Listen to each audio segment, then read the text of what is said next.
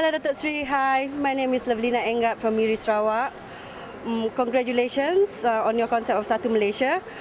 I would like to ask you about Obama. Your 20 minutes conversation was good. His 100 days are up. The temperature was, his 100 days was successful. Your 100 days are coming up soon. So how do you rate yourself, Dato Sri?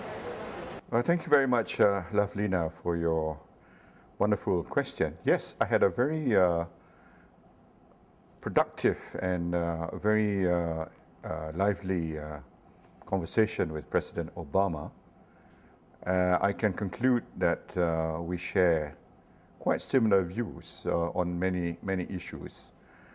And both of us agreed that it's important for like-minded nations to enter into cooperative engagements with one another.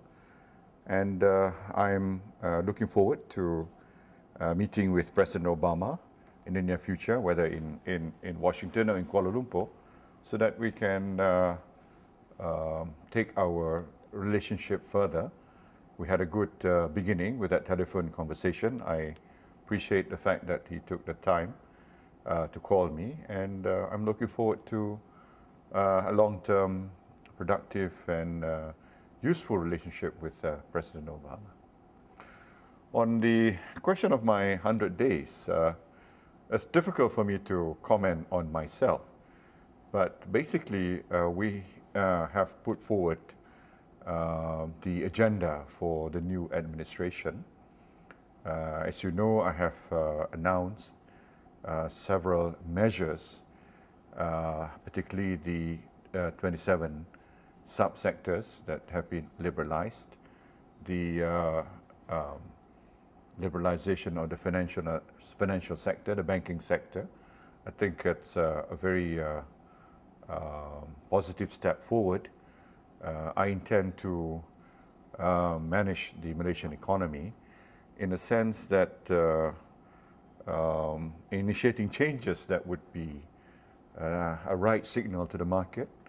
The changes should be more attuned with the needs of the market, but at the same time not forgetting that we do have certain domestic goals to achieve, in particular to have a balanced and just society. So I'm not forgetting that. In fact, when I announced at Invest Malaysia that the role of FIC will be reviewed quite substantially, that we are embarking on a more market-friendly adjustment to our economic policies, does not mean we have abandoned the notion of having a just and a balanced society.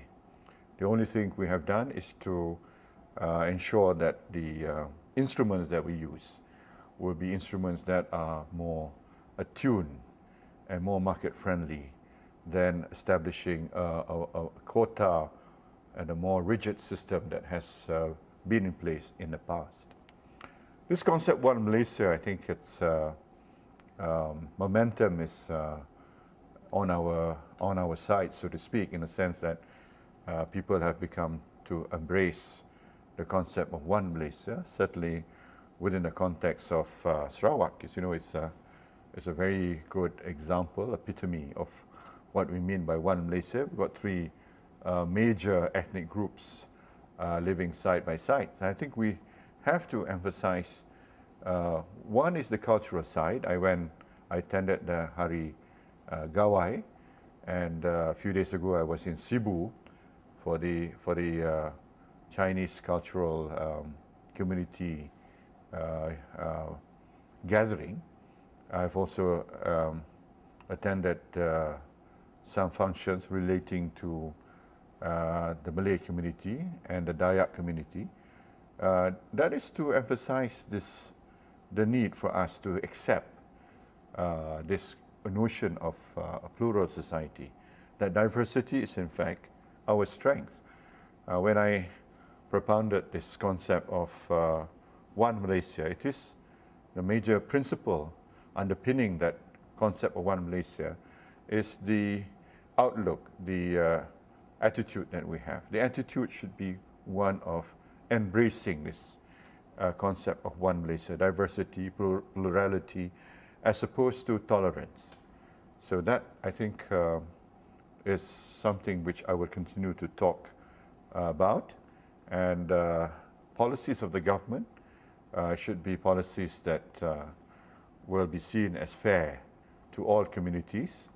I said in my speech recently at Invest Malaysia that our policies must be fair to the have-nots, but at the same time to the haves, we must not disincentivize them. In other words, we must be helpful and to all those who deserve to be helped, but at the same time, we must allow each and every Malaysian to have their rightful place under the Malaysian sun.